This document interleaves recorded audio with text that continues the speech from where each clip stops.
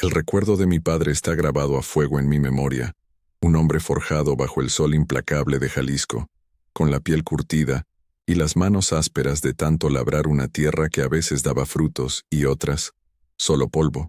No era un hombre de miedos ni de cuentos de viejas.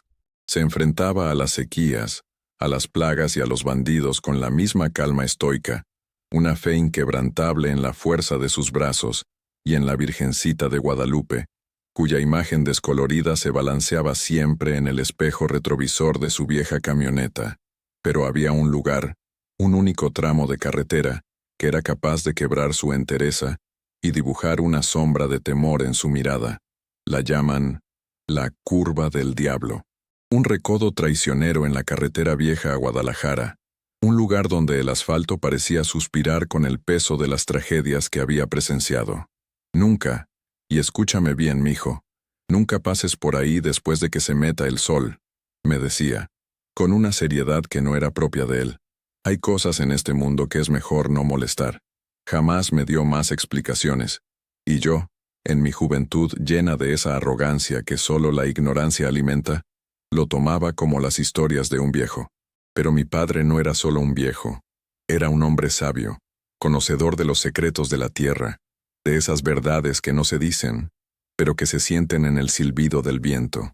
Hablaba de una figura, la silueta de un hombre ataviado con el más elegante traje de charro, negro como una noche sin luna, que se aparecía a la orilla del camino, su presencia un presagio helado. Mi padre nunca lo llamó por su nombre, pero los otros traileros, los viejos lobos de la carretera que se juntaban en las fondas, con los rostros surcados por los mapas de 1000 viajes, ellos sí lo nombraban, el charro negro. Decían que no era de este mundo, que era un espectro, un alma en pena que ofrecía riquezas a cambio de algo mucho más valioso. Mi padre, que valoraba su alma y el sudor de su frente más que todo el oro del mundo, prefería rodear, añadirle 2 horas a su viaje con tal de no tentar al destino en esa curva. Más vale llegar tarde en esta vida que temprano a la otra, sentenciaba con una gravedad que no admitía réplica. Los años volaron, dejé el pueblo por la ciudad, y las advertencias de mi padre se fueron perdiendo en el ruido de mi nueva vida, una vida de concreto y ambición, donde las leyendas no tenían cabida. Yo era un hombre de lógica, de números y contratos, pero la vida tiene una forma muy suya de cerrar círculos, de obligarte a enfrentar los fantasmas que creías haber dejado atrás. Mi madre enfermó. Fue algo repentino, una cruel jugada del destino que requería un tratamiento especializado, una cirugía que solo podían realizar en una prestigiosa clínica en Houston. El costo era una cifra con tantos ceros que mi cómoda vida en la ciudad se sintió como un castillo de naipes. Mis ahorros, mis inversiones, nada era suficiente. La desesperación comenzó a carcomerme, como una bestia de dientes afilados que susurraba cosas terribles en el silencio de la noche. Mi padre, con el corazón en la mano, ya había vendido una buena parte de sus tierras, pero era apenas una gota en el océano. Fue entonces cuando recordé la historia de la herencia, un rumor que había flotado en mi familia por generaciones. Se decía que un tatarabuelo, un hombre de gran fortuna y negocios turbios, había escondido un tesoro en los terrenos de la vieja hacienda familiar, hoy en ruinas. Era una posibilidad remota, una apuesta desesperada, pero yo era un hombre desesperado. El viaje de regreso al pueblo fue un camino de melancolía, el paisaje de mi infancia borroso a través de la neblina de mi ansiedad. Llegué al anochecer, con el sol tiñendo el cielo de naranjas y morados violentos. Mi padre me recibió con un abrazo que se sintió fuerte y frágil a la vez, el abrazo de un hombre que carga el peso del mundo. Hablamos durante horas, nuestra conversación girando en torno a la cruda realidad de la enfermedad de mi madre y la montaña de deudas. Finalmente, con el corazón en un puño, saqué el tema del tesoro escondido, esperando que lo descartara como otro cuento de tantos. Para mi sorpresa, no lo hizo. Solo asintió, con la mirada perdida en la distancia. «Sé de lo que hablas», dijo en voz baja. «Tu tatarabuelo fue un hombre duro, mijo. Hizo un trato del que se arrepintió toda su vida». No quiso decir más, pero las palabras no dichas flotaban en el aire, densas, cargadas de un mal augurio. Me indicó dónde encontrar los mapas antiguos, los documentos desmoronados que supuestamente revelaban la ubicación del tesoro.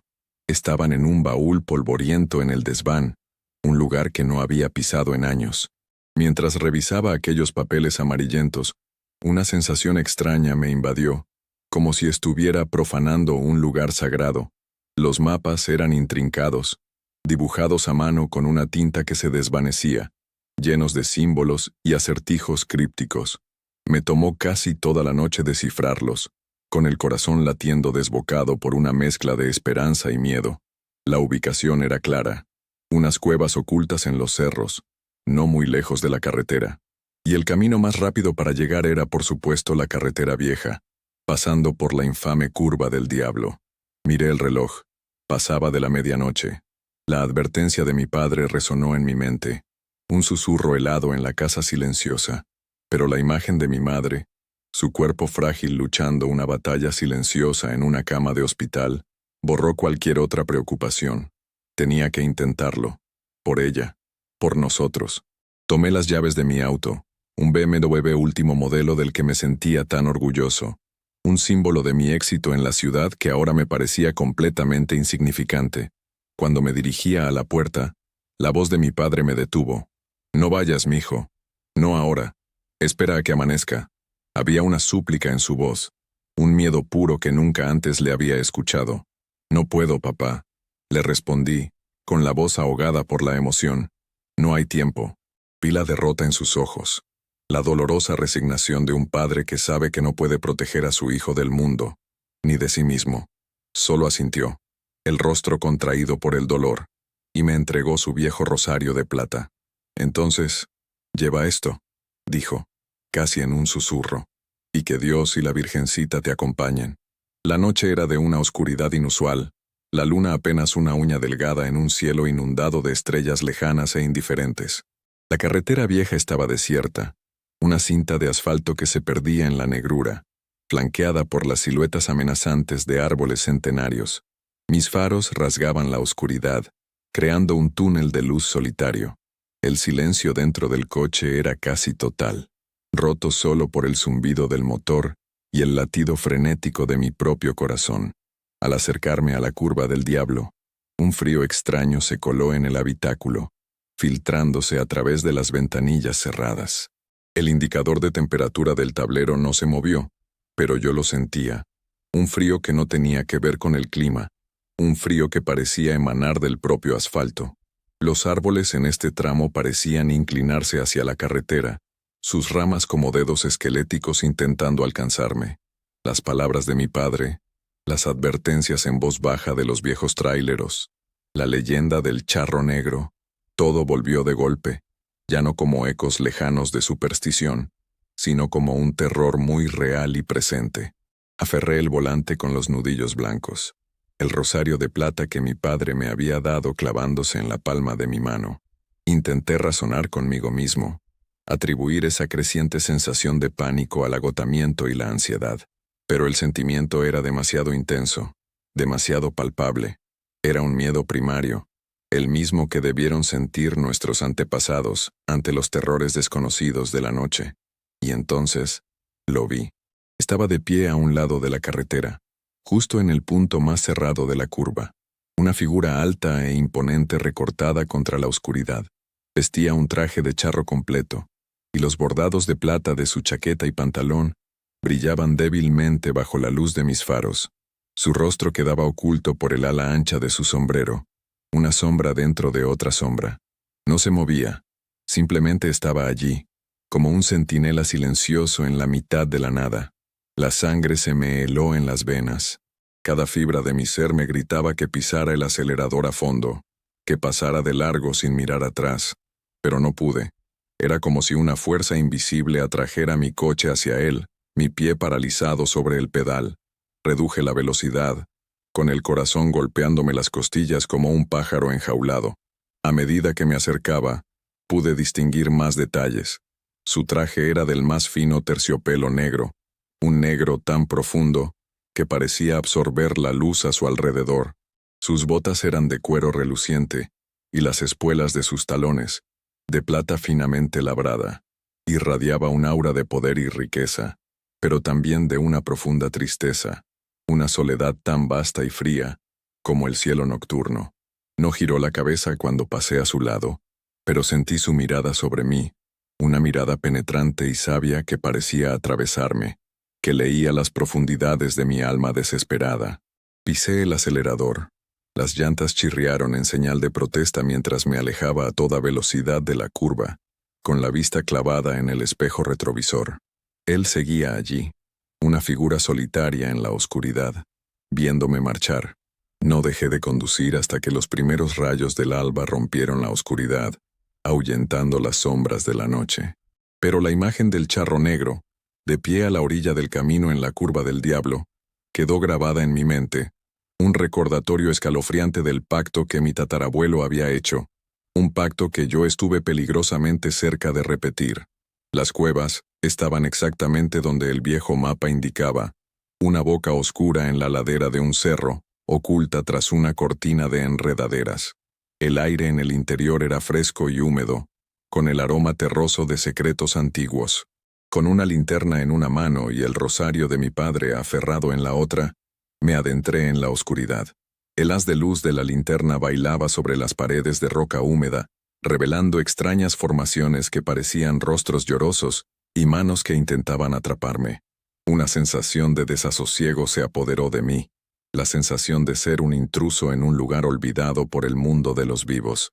Los acertijos del mapa me guiaron a través de un laberinto de pasajes estrechos y cámaras resonantes, cada una más profunda y oscura que la anterior. Después de lo que pareció una eternidad, lo encontré. En el centro de una gran caverna, había un pesado cofre de hierro, medio enterrado en la tierra. Mi corazón dio un vuelco de esperanza desesperada. Era esto, la solución a todos mis problemas, el dinero para la cirugía de mi madre. Con manos temblorosas, forcé la tapa oxidada. Pero el contenido del cofre no era lo que esperaba. No había monedas de oro ni joyas preciosas. En su lugar, el cofre estaba lleno de viejos libros de contabilidad encuadernados en cuero, sus páginas cubiertas con la caligrafía elegante y enrevesada de mi tatarabuelo. La decepción, aguda y amarga, me inundó. Caí de rodillas, aplastado por el peso de mi fracaso. Había apostado todo a una quimera, a un cuento de fantasmas. Sentado allí en la oscuridad, con la esperanza convertida en cenizas, tomé uno de los libros. La primera entrada tenía más de 100 años. Mi tatarabuelo escribía sobre su ambición, su deseo ardiente de construir un imperio, de dejar un legado. Escribía sobre su frustración, sobre los obstáculos que se interponían en su camino. Y entonces, escribió sobre una noche fatídica en la curva del diablo, sobre un encuentro casual con un misterioso desconocido que le ofreció un trato. El desconocido, vestido de charro, le prometió una riqueza más allá de sus sueños más salvajes, a cambio de una simple promesa, su lealtad. Mi tatarabuelo, cegado por la ambición, había aceptado. El libro continuaba detallando su ascenso meteórico al éxito, su asombrosa habilidad para convertir cada empresa en oro. Pero a medida que pasaban los años, el tono de las entradas comenzó a cambiar. Los relatos triunfantes de negocios exitosos fueron reemplazados por susurros de arrepentimiento, de un vacío creciente que ninguna cantidad de dinero podía llenar. Escribía sobre el precio de su pacto, un precio que no se pagaba con dinero, sino con algo mucho más preciado. Había perdido a su familia, a sus amigos, a su propia alma. Se había convertido en un hombre hueco, un prisionero en una jaula de oro que él mismo había construido. La fortuna que había amasado era una maldición, un recordatorio constante del terrible pacto que había hecho. En la última entrada, escrita con una mano temblorosa, casi ilegible, hablaba de su intento desesperado por romper el pacto, por devolver la fortuna maldita. Pero era demasiado tarde. El charro negro, el desconocido de la curva, había venido a cobrar su deuda. Un pavor helado me recorrió al leer esas palabras. Por fin lo entendí. El tesoro no era una fortuna en oro, sino una advertencia, una fábula con moraleja transmitida de generación en generación. Mi tatarabuelo no había escondido su riqueza, había intentado enterrar su vergüenza. La herencia no era el dinero, sino la maldición que lo acompañaba. Pensé en la figura que había visto en la carretera, el charro negro silencioso y melancólico. ¿Era él mi antepasado, condenado a vagar por ese solitario tramo de carretera por toda la eternidad, un sombrío recordatorio del precio de un alma?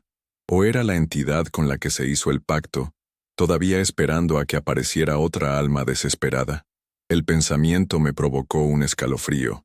Cerré el libro, con las manos temblorosas. Había venido en busca de una solución rápida, una salida mágica a mis problemas. Había estado dispuesto a arriesgarlo todo, incluso mi propia alma, por un atajo. Casi había cometido el mismo error que mi antepasado. Me había obsesionado tanto con el dinero, con el estilo de vida al que mi esposa y yo nos habíamos acostumbrado, las cenas en restaurantes caros en Polanco, el deseo de una casa más grande, de un coche más lujoso, que había perdido de vista lo que realmente importaba. Salí de las cuevas con el corazón apesadumbrado, pero también con una nueva claridad. El camino por delante seguía siendo incierto. La montaña de deudas aún parecía insuperable, pero sabía una cosa con certeza: no haría un trato con el diablo, ni literal ni figurado. Enfrentaría mis problemas con honestidad y trabajo duro, como mi padre siempre me había enseñado. No sacrificaría mi integridad, mi familia, mi alma, por ninguna cantidad de dinero.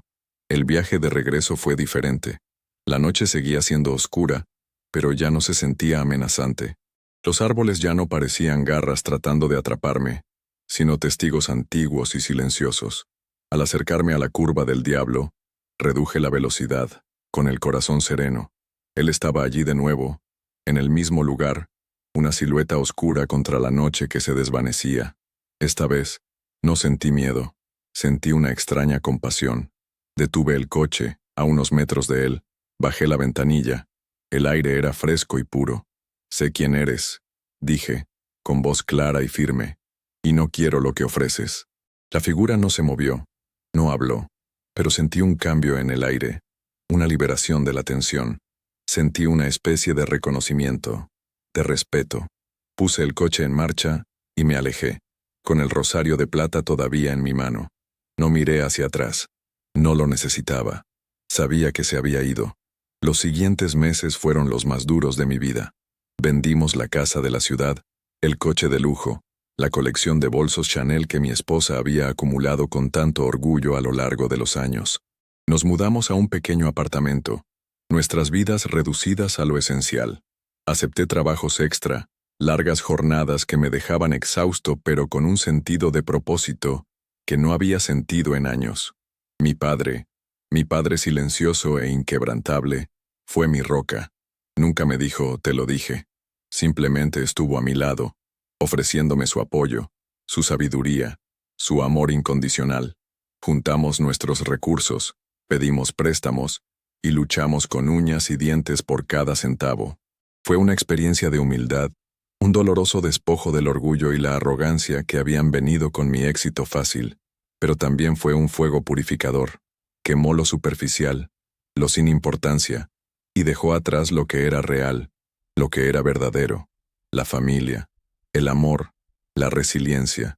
Aprendimos a encontrar la alegría en las cosas simples, en una comida compartida, en una tarde tranquila juntos, en el lento pero constante progreso de pagar nuestras deudas. No fue fácil.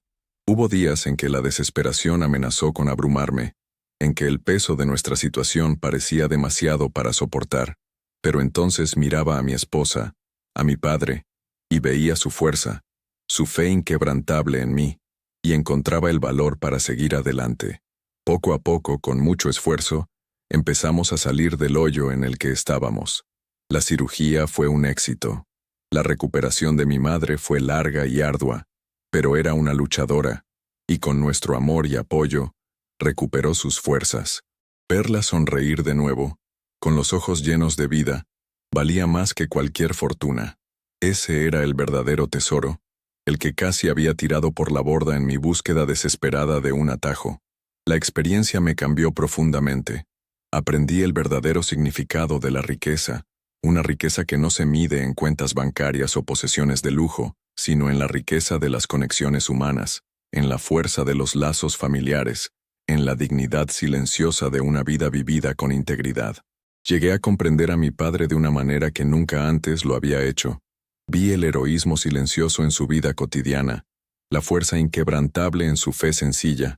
Él había enfrentado sus propias luchas, sus propias tentaciones, y había elegido el camino más difícil, el camino del honor y la rectitud. Nunca había necesitado un tesoro escondido, porque ya era un hombre rico, rico en las cosas que realmente importan.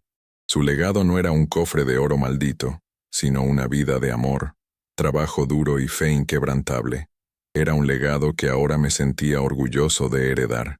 Una tarde, meses después de que mi madre se recuperara por completo, conducía con mi padre por la carretera vieja. Al acercarnos a la curva del Diablo, sentí una familiar punzada de inquietud. Mi padre, al sentir mi aprensión, me puso una mano tranquilizadora en el hombro. «Es solo una carretera, mijo», dijo con suavidad. «Los diablos que enfrentamos no están en los caminos, sino en nuestros propios corazones». Miré la curva mientras pasábamos. Era solo un recodo en la carretera.